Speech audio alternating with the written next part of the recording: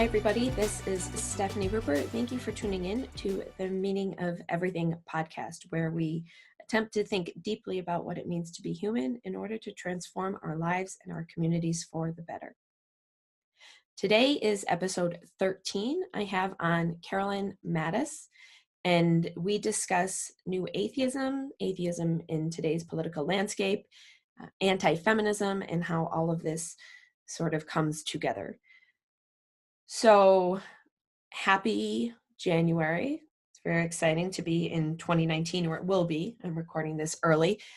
I actually, just a couple of weeks ago, it was mid-November, and I went to a conference for scholars of religion. And it's one of the biggest conferences that happens in the world. 10,000 people go. They descend on Denver this year.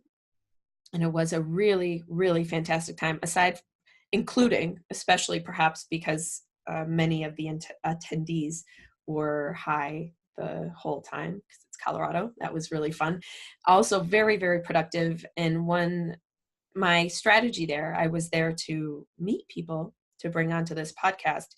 And so I spent a lot of time seeking out people who have really great, deep ideas, complex ideas about what it means to be human, about our existential situation, about our religiosity, about science, about politics, about culture.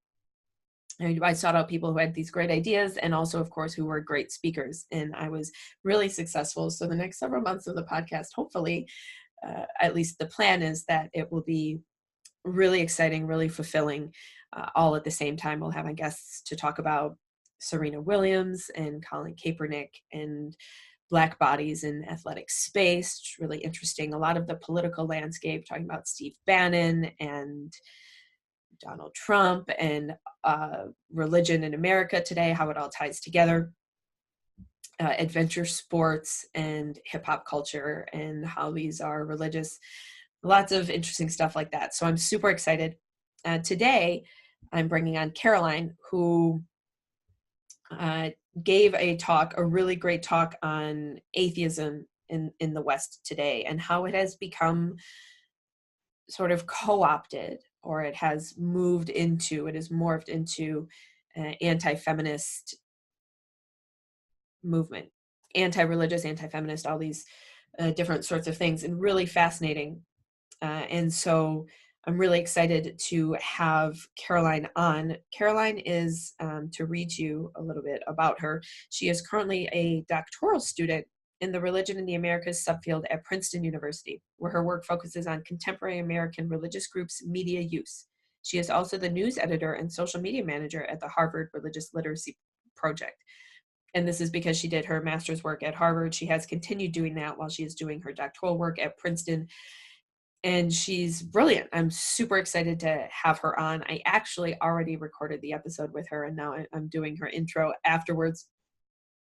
So I already know, I have the foreknowledge that it's a really, really great chat, really enlightening, really exciting. I learned a lot, which is really, really fun. Do I have any notes for you? Otherwise, not particularly.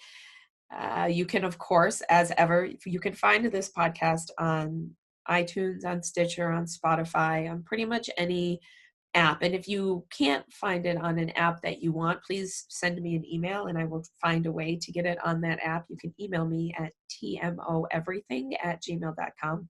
This is also the email address that you can use if you decide that you want to leave a review for the podcast, which, by the way, would deeply indebt me to you. You know, I check the downloads and the statistics and the reviews and the ratings every day because it's enormously important for your visibility and your ability to attract more listeners, all this sort of stuff.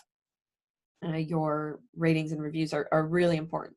So if you happen to drop me one, I will memorialize you. I will etch your little nickname and what you say in my brain, and I will be grateful for you to the end of time. If you do that, I am giving books away to people who do it. I announce the winners on the Thursday X episodes of the podcast, which will be in a few days. So that's really exciting. And also that's tmoeverything@gmail.com is where you send your screenshot of your review. So that's all that stuff. And now I will bring on Caroline and we'll get to chatting about all things atheism, how atheistic movements get started, what it all looks like, options for atheists in the world today, whether atheism is rational, and how it's related to our different political and social movements. It's all very fascinating. So here we go. I'll bring her on. Welcome, Caroline. Hi. Hi, thank you for having me. Yeah, thank you. Thank you so much for coming on. I was just talking about how excited I was to encounter your work a couple weeks ago. Yeah, it was exciting to kind of reveal that work to the wider world, and I think it generated some interesting conversations, which is exciting and gratifying. Good, that's good. Do you mean, so this, do you mean specifically at the AAR conference? Mm-hmm.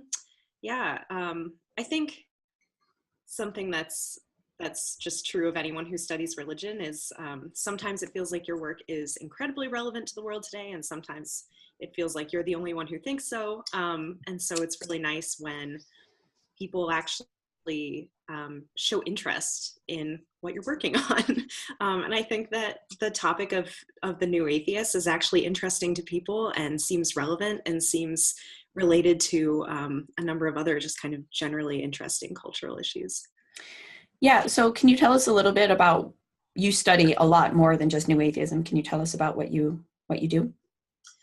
Yeah, so I am in the Religion in the Americas department at Princeton, and that means that basically I prepare to be what they call an Americanist, which means I study religion in the Americas broadly. My interest is 20th and 21st century American religious groups.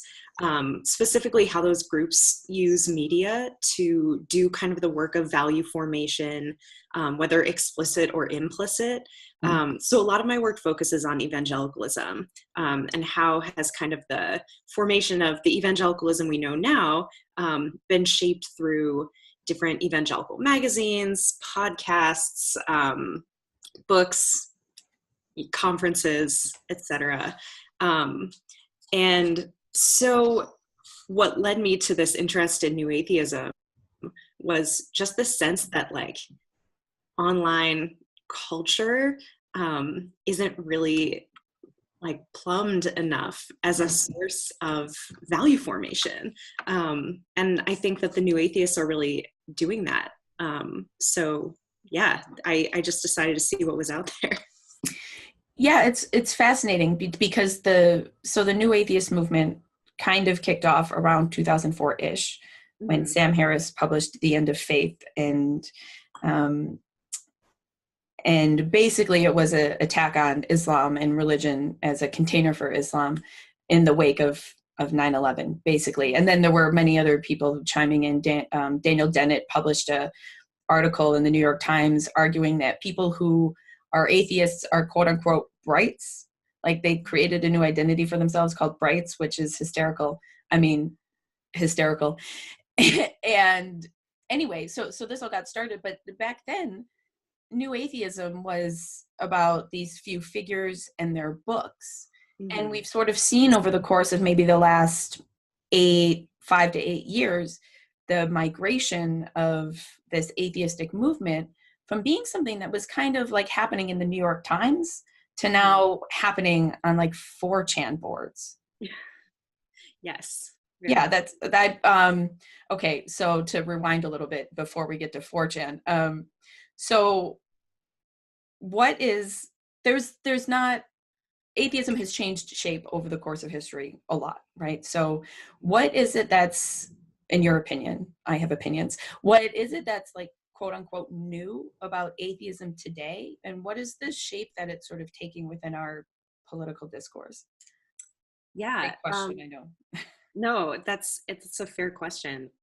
So if you kind of track debates about anti-theism, atheism, secularism, agnosticism, and obviously those all kind of mean slightly different things, but if you kind of track debates between people who don't believe in the faith of the day and people who do, they've always been contentious, they've always been sarcastic, they've often been sensationalist.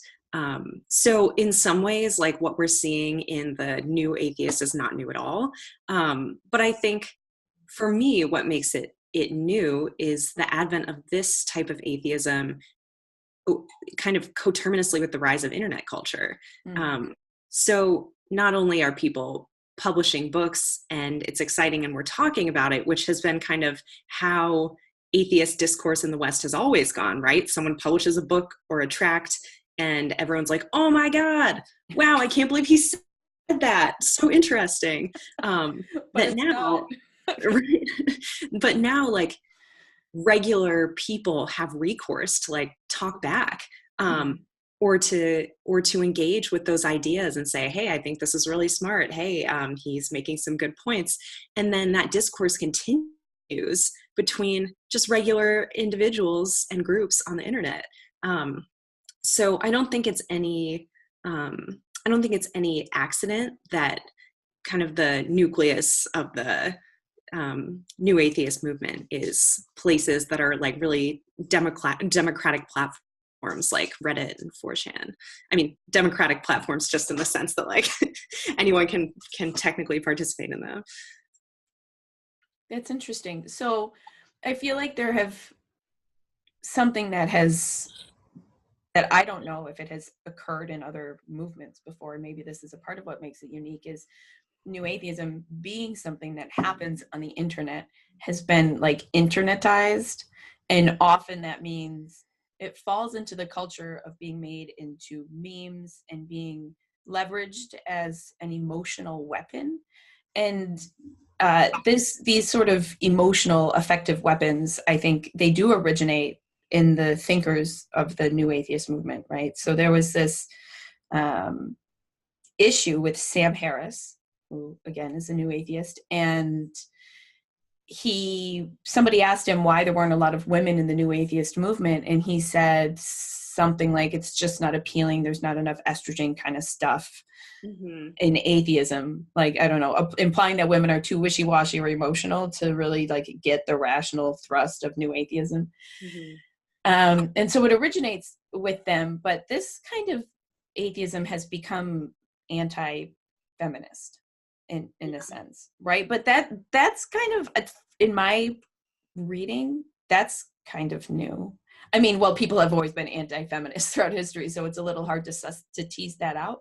But I find in this new atheism like a very interesting combination between what we would quote unquote normally associate with liberalism, in the sense of we're questioning the standard, we want something new, we don't believe in gods, and then something that's also quote unquote also very conservative, you know. So how did new atheism, how did this develop such an odd mix of these progressive values and then these conservative, or, you know, I don't want to taint what could be nice about conservatism, but these I don't know, deeply political and angry ideas about culture? Yeah. So I think that part of it has to do with just like a vacuum of authority, or a crisis of authority, maybe. So in Catholicism, for example, there's like a really strong hierarchy. You know who to look to for the answers, even if you end up disagreeing with them. In Protestantism, obviously the point of the Reformation was to get away from that a little bit and give individuals some more authority to understand the Bible for themselves.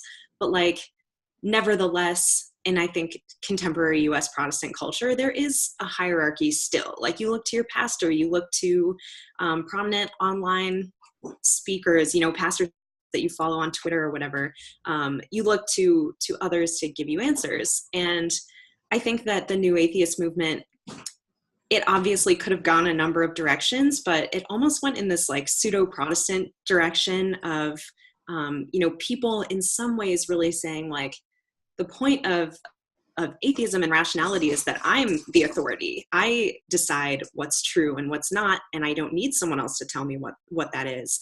But then also like, in order to be a cohesive movement, which some new atheists want, we need some people kind of herding the cats, right? So there are these white male leaders that, you know, new atheists are still looking to, and all of this is to say that like, if rationality is your guide, right?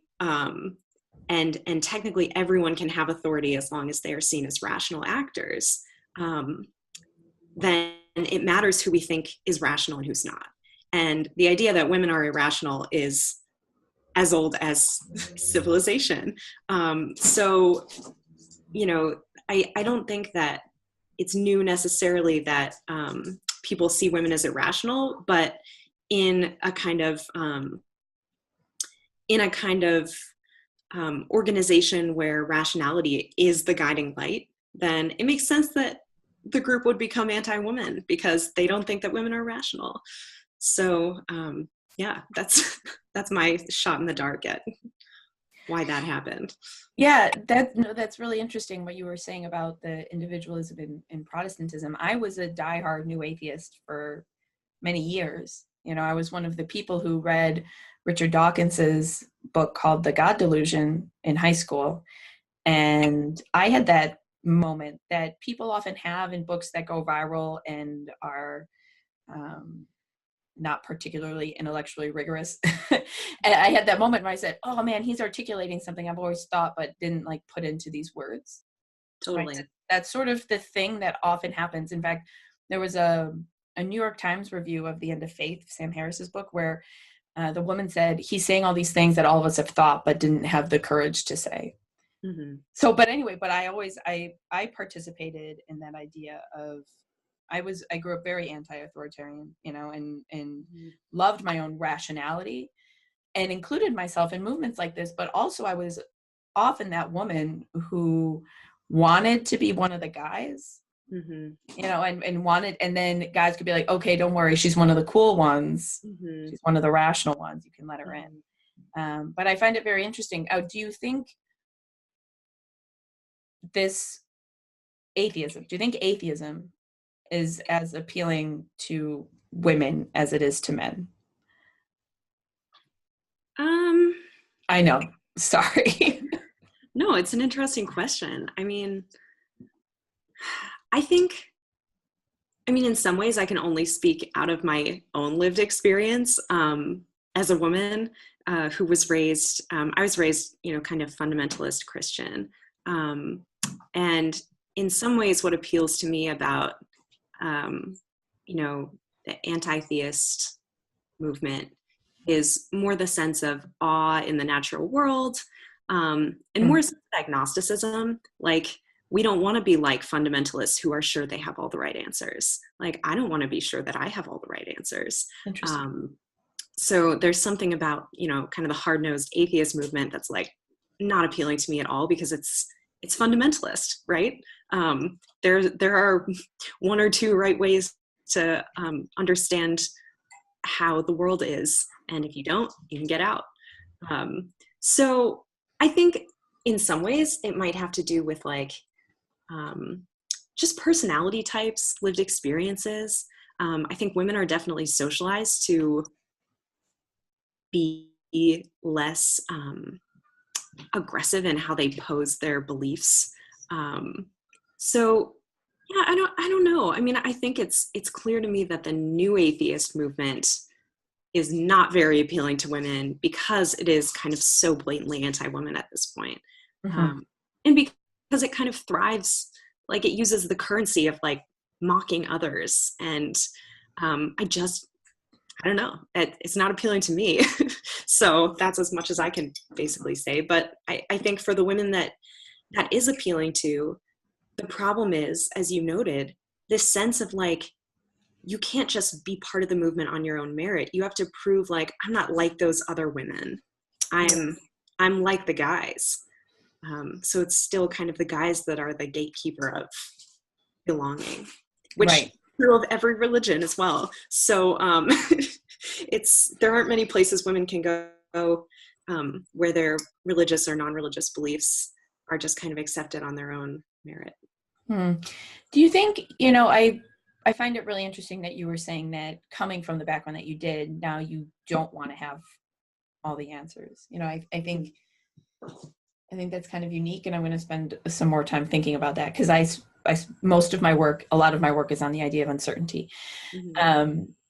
But do you think that in this sort of move into the underbelly of the internet. Like new atheism is sort of taking on this almost a nihilism in a sense, right? Because the things that you mentioned that you prefer about or find somewhat enjoyable about these kinds of agnostic views, they seemed kind of positive, like there was some sort of meaning that you could get from that kind of experience. And here I'm sort of seeing like a loss of meaning and a replacement with victimhood, justice, anger, right? Sort of political issues. And there's not like a lot of substance. Richard Dawkins, of course, really wants people to believe in like the wonder of the natural world, but that's sort of being lost, right? It's sort of becoming a movement that's based out of anger around our social hierarchies. Yeah, I think that because of that kind of turn toward almost nihilism, there's a real like valorization of certain qualities that new atheists think they possess that others don't, like courage, like rationality, and they kind of raise up those qualities almost as like grit in the face of the meaninglessness of life. And in a similar way to how some, conservative Christians see themselves as like, we're denying this world and everything in it because it's bad, it's sinful, it can't be saved. And what that gives me is a sense of pride in my ability to rise above. It gives me this kind of moral courage to face the hard things that most people are too afraid to face. So like that rejection of the world or of like mainstream society or kind of, popular beliefs about the afterlife or whatever, like all of that actually gives you something. There's this sense like we're rejecting all the comforts that everyone else is obsessed with, but actually they're getting a lot of comfort, I think, from the idea that we're better than everyone else. We know the truth and we're brave enough to face the truth. Yeah. Okay, so can you tell us a little bit about the red pill culture and how it has become associated with atheism? I would love to. So I'm not even sure how I got started looking at like the red pill subreddit. But I think it was just like always kind of interesting to me. I've always been interested in like different manifestations of extremism, and red pill culture strikes me as pretty extremist. So for those that aren't familiar, basically red pill is an overarching term for the like men's rights movement. Wait, can I ask a question? Sure. Does that come from the Matrix? It does. So it comes from this thing in the Matrix where Neo can either, take the blue pill and thus, keep living the lie. That's comforting, but it's not the truth about reality. Or he can take the red pill and wake up to the truth of how this life really is. And so basically, red pill has become a shorthand for men waking up to the delusion of feminism, the delusion of religion often, basically the delusions of mainstream society that they see as all being kind of focused on oppressing men and stripping men of their rights and their power and their kind of unique responsibilities. So red pill as a subreddit community is about not only talking about like, man, here's what happened to me when I woke up, when I took the red pill, commiserating about how hard it can be, but how worth it is to really wake up to those realities. Basically griping about things that they now notice about women, about society that are trying to keep them down. But then also talking about values, right? Like, what do we in the red pill value? How do we want to live as men? So what interested me in the connection between New Atheism and communities like the Red Pill, was basically kind of a shared valorization of this kind of courage to buck society, and rationality as the basis for doing so. And what I found was both communities were starting to employ this term, the Church of Feminism. So basically, like in the same way that new atheists really reject the church and religious people as being irrational, as trying to push an agenda that hurts others, red pillars have kind of understood women, or a certain kind of women, in this way, irrational, trying to take away our power, setting the cultural agenda in ways that actually hurt and undermine men. And so they have started calling feminism the Church of Feminism, because so many of them are atheists. And so they see women as being kind of in the same category as religious people, irrational, foolish, trying to hurt them. Yeah. And what's interesting to me is how the new atheist leaders have actually kind of reincorporated these concepts back into their own brand. Hmm. And how have they done that? So like, for example, Richard Dawkins posted this YouTube video of, it was like this weird song, but set to a cartoon, with, like a guy in a turban and a woman who was kind of made to look, like unattractive, basically, loud-mouthed, etc.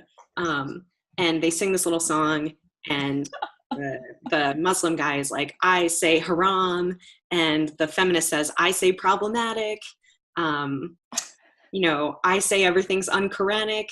The woman says, I say everything's triggering, or I say, and so it kind of, it draws connections, obviously, between radical Islam, as they paint it, and radical feminism, as both being kind of religious in nature in terms of their irrationality, their refusal to accept other interpretations. So Richard Dawkins posted that video, and he ended up taking it down because the woman that was portrayed was actually a real person. And he didn't know that, apparently. It was this woman named Shanti Banks, who has been kind of like derided by the men's rights community for years. So he took down the video being like, I didn't realize it was a real person, however vile. And the however vile was like, this woman is probably horrible, but, I don't want to be part of putting, her face up on Twitter or whatever. And then all of his kind of, all of the new atheist bros showed up in the Twitter thread being like, don't let, the feminists, don't let the feminists tell you what to do. Don't let the social justice warriors kind of scare you into taking this video down, blah, blah, blah. And he ended up being kind of like, yeah, I thought the video was spot on. I shouldn't have removed it, etc. So like, just the fact that one of the figureheads of this movement is actively posting things that not only are super anti-Islam, but also anti-feminist is fascinating, especially because these men purport to be feminists. Yeah. Sam Harris says he's a feminist. Richard Dawkins says he's a feminist. So, yeah, I mean, riddle me that, right? Yeah, maybe this is off topic. So I have a side gig. I work in nutrition, mm-hmm. in women's health, and something that has like seriously disillusioned me over the course of the last almost 10 years I've been in that space is how much people change their tune to keep their audiences and to sell them things. And even people who I thought had the most integrity have changed from X, Y, and Z diets or different products or whatever that they're promoting, precisely because it's the thing that's going to make them money or keep their followers, and so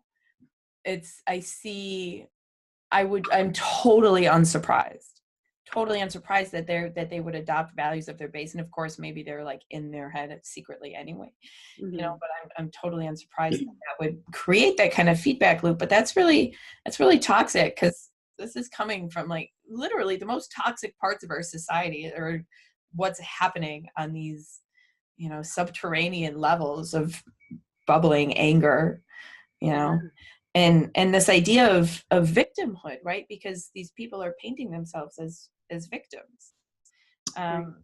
Yeah. And why, how is it that they do that, right? How is it that these very rational atheists are painting themselves as victims, and how is that?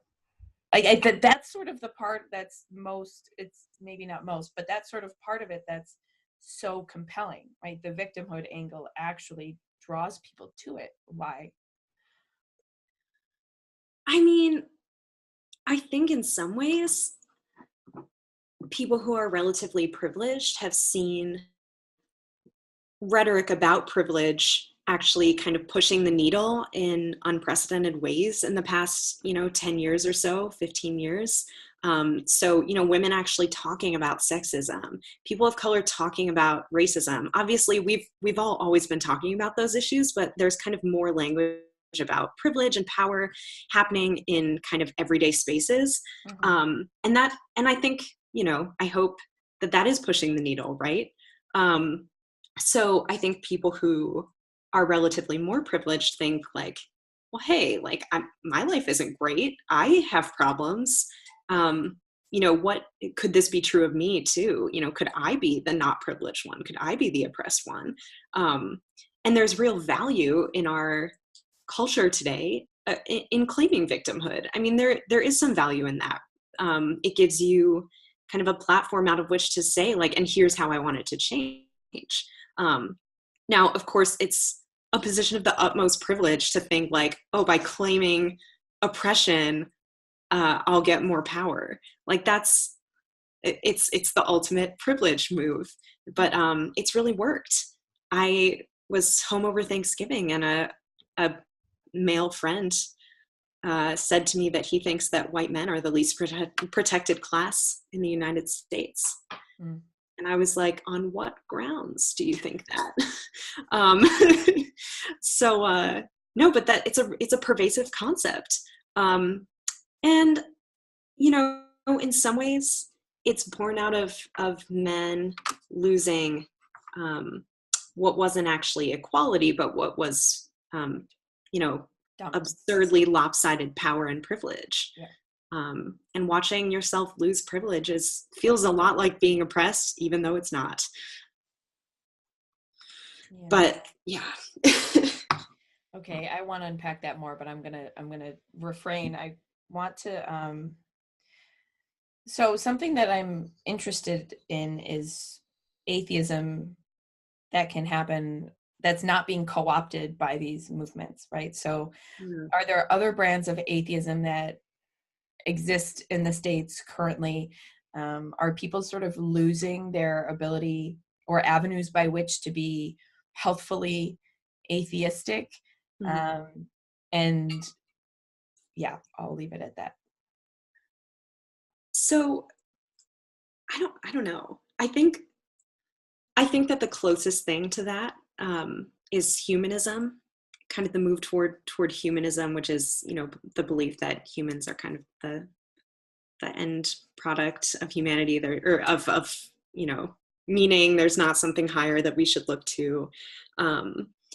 And there are now humanist chaplains who serve, all people, but not out of a specific religious belief. Humanism kind of comes attached with certain beliefs in, goodness, justice. And what's nice about having something like that is that you can be explicitly anti-racist. You can be explicitly anti-sexism. So I think that they're doing a little better in terms of actually being attentive to being open and inclusive. Um, they welcome believers and non-believers.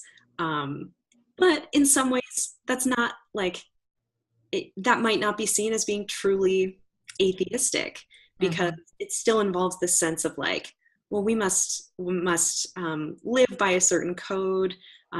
There's kind of this level of meaning making we must do, and if you're an atheist and you're like, I don't need to make meaning out of some things, then that's maybe not a very like useful home for you. But in terms of like organizing potential, so like a lot of the new atheist movement has been thinking about like, how do non-religious people make themselves a meaningful block, like voting block, cultural influencer. And so in some ways, all these attempts to kind of pick one name, pick some charismatic leaders, has been about like mobilizing the many non-believers in this nation who don't have an organizing principle. So I think like humanism is probably the closest thing to that in terms of organizing people and also being inclusive of others. Granted, a lot of the leaders of the humanist movement still white men, but yeah, that's, I What are think, you going to the closest thing. But do? Well, yeah, it's interesting. And you touched on this when we first started talking. Atheism is sort of necessarily contradictory. Like it's a negation. And I've actually always found the term to be horribly boring in terms of being something that's a statement about what you believe. It's like, okay, I don't believe that there's a guy in the sky coordinating everything. And mhm. that's essentially what atheism is. And I'm like, okay, I'm kind of bored by that position, honestly.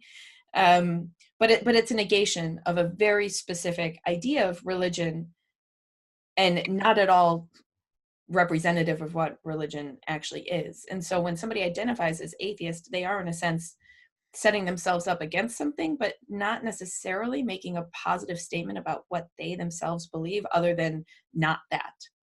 Yeah. I mean, what's hard about really kind of militant atheism is that it doesn't leave room for thinking about what religion actually gives people that's good. Um, Right. and I don't mean like we have to, think that religion is great or on the whole good. I mean, nobody has to believe that, but in just kind of um, blindly opposing all of it, you're throwing the baby out with the bathwater, I think. And as someone who knows like how much there is to not like about religion, like as someone who's lived that, I still think that there's a place for nuance to say, here's what religion did give me. Here's what it does give people. And it gives people a place to gather. It gives people kind of a set of defining principles for their lives. It gives people a sense of hope. And it's not a good look to hate on that. Um, it's, yeah, I mean, I think it's just, it doesn't do the necessary work or what I think to be necessary of just realizing how hard life is and how everyone believes in things that are not true every day. Like even people who are not believers in any kind of deity believe in things every day that they know are not true in order to get through the day. Like I believe that the clothes I'm wearing weren't made by child slaves, and they were, and I know that, but I act like it's not true. You know, this patterning our lives with a mix of things we know are true, things we hope are true, and things we know are not true but will pretend are true is just the human condition. So um, yeah, I think what I would love to see in an atheist movement would be kind of like just an openness to not knowing, an openness to kind of the inherent irrationality of all humans, Mm. and really reckoning with that, like not trying to banish it, but asking why. Like, why are we like that? Why do we believe the things we believe? Just like a more nuanced atheist movement would be great. Yeah, I think a more nuanced everything would be That's very great. true. That's very yeah, and I think another piece that we miss when we think about religion, and often from a, a quote unquote atheistic perspective, is that religion doesn't always feel good. We sort of walk around thinking like, oh, people have religion to make them feel good about stuff, and that's Mhm, weakness, right? We sort of associate that, and I remember always associating that with weakness. And mhm, you were talking about how the new atheists would identify themselves as courageous, right? I have the mhm. courage to reject these ideas and what have you, and live in this nihilistic space, although they probably wouldn't put it that way. But religion can be really hard in a wide variety of ways and make you suffer a lot, and often sometimes to help you be a better person, but often just because it's a very human institution that includes negative experiences, just like anything else, whether that's fear of going to hell, or back in the day, fear of being sacrificed, all that sort of stuff. Yeah, Religion is not a place where people are weak. People are people everywhere, you know? yeah, yeah. There is no easy way to get through life, I think, um, and uh, no belief system that gets you out of that. So, yeah. Why do you think that we tend to, and specifically this atheistic perspective, associate religion with irrationality? Is it, well, I'll leave it at that. Mm, I think in part because of how the concept of rationality has formed.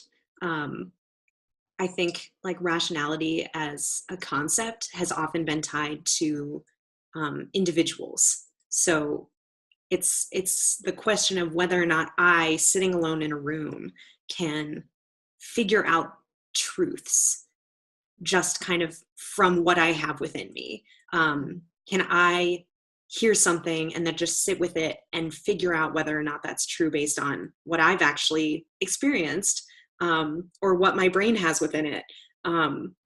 So I think in some ways rationality is associated with atheism because, a lot of people that rejected the Christianity of the day in the past few hundred years based it on this sense of like, I know it's not true because I know it's not true. I sat with it and it doesn't comport with my understanding of the universe. And maybe in kind of a different sense, it's like I'm I'm rational because I wait for the world to tell me what it is, and then I go based on that rather than believing what the world is and then kind of reading that into the world. Um, so yeah, and I mean, yeah, I think there have been lots of moves to explain why Christianity, for example, is the wholly rational position, and um, that's also been kind of a discourse too, right? Like within me, I can know that Christianity is right because I have all the faculties that can make me sure. So I think like rationality in itself is obviously a constructed concept, as are all concepts. And they have to do with being a brave individual. They have to do with reckoning with like the real stuff that's inside us.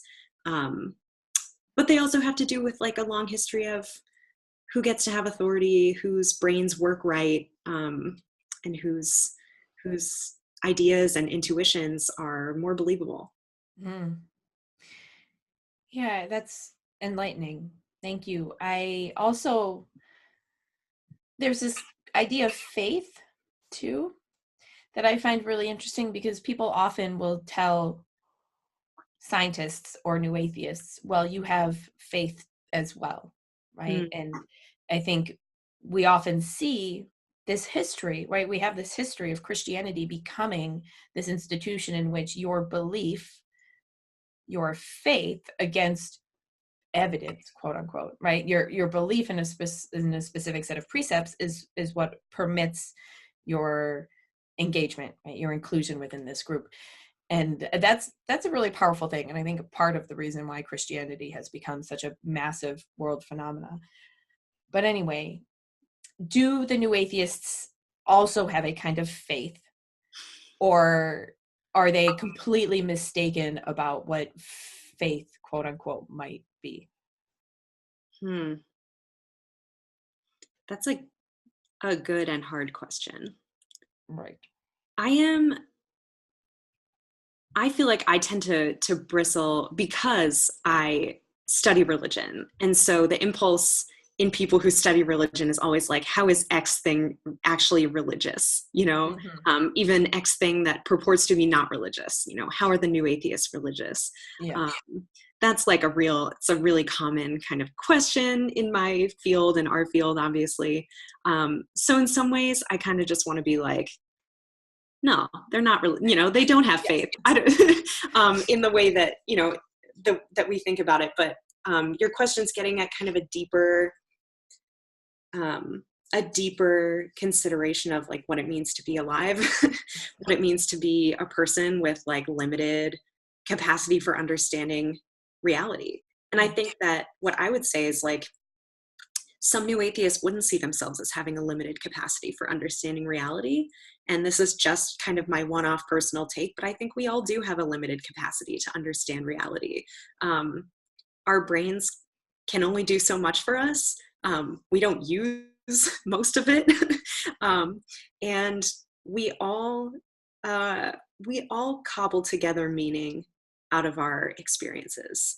And I think that in some ways, that is faith, in the sense that like we see meaning in things, and we hope that certain meanings that we divine from our life are true, and we hope that some of them are not true. So I guess what's so interesting and useful about that question is kind of what I'm thinking about when I look at atheism, which is like, what does the new atheist movement show about what we all have in common? And what we have painted in religious people as being religious that might just be thought of as kind of pieces of the human condition. Yes. That's what, okay. Do you want to write my dissertation for me? Absolutely not. I bet you're doing a great job. Well, I think you're absolutely right. And I make that argument all the time. We have all these categories about faith, about religion, about X, Y, and Z things, but they're all cultural ideas that have developed over time, and they totally fail to capture. And when we draw these categories, we sort of allocate people to different ways of being or different kinds of values that are essentially human, right? And so we're totally doing a disservice to who we are, I think, by sort of cutting ourselves off from various parts that we say belong to others. Yeah. So as I kind of mentioned, like, I get so turned off by the constant questioning in religion departments, like, is such and such religious? That it almost pushes me to ask the opposite question, to look at things within religion and be like, is this religious? Or is this just who we are? And we kind of read it into our religion. That's a really interesting question for me, because we don't often ask it. And I think, in some ways we ask it, right? Like, we look at white evangelicals that support Trump and we're like, in what way is this religious? And in what way is it like white supremacy? But I think that can go way deeper into like, what do we consider religious that's just who we are? Right. And that doesn't mean that all of us are secretly religious, but right. It means we're human. Yeah. Yeah. And religion and white supremacy don't have to be separate, right? Like, all of these things, all of the beauty and all of the ugliness of humans can, and it does necessarily, I think, coexist. Absolutely. Yeah. So we're kind of up on time. I think that's kind of a nice note to end on, unless you have anything pressing that you would like to share. No, it's fun to talk about this stuff because I think, it always just jogs really interesting reflection for me on why I study what I do and like how I live my one human life. Yeah, me too. That's why I do this podcast. My mother the other day was like, Steph, how many people actually do you think about these kinds of things? I was like, I guess we're gonna find out. Yeah, I mean, what's funny is I like actively do think about these things for work, but it's only when having just like real actual conversations with other people and talking with people about like what we actually think that I feel like I really reap the benefits of thinking about this stuff, because it doesn't take place in a vacuum. It's the most deeply relevant set of questions to who we are. Thank you. I also tend to think so. You can call me anytime. Back at you. Okay, good. Do you have anywhere where do you tweet? Do you Insta? Do you want people to follow you? It's okay if you don't. I tweet, often not about religion, Okay. but everyone is welcome to follow me at Caroline Mattis. Okay. Cool. All right, and I will provide links to anything that we talked about in the show notes, and everybody knows, y'all know where to find me. I am Stefani Ruber at everywhere, Twitter, Insta, Facebook, and the like. This has been a really lovely conversation, and I'm really grateful, Caroline, so thanks.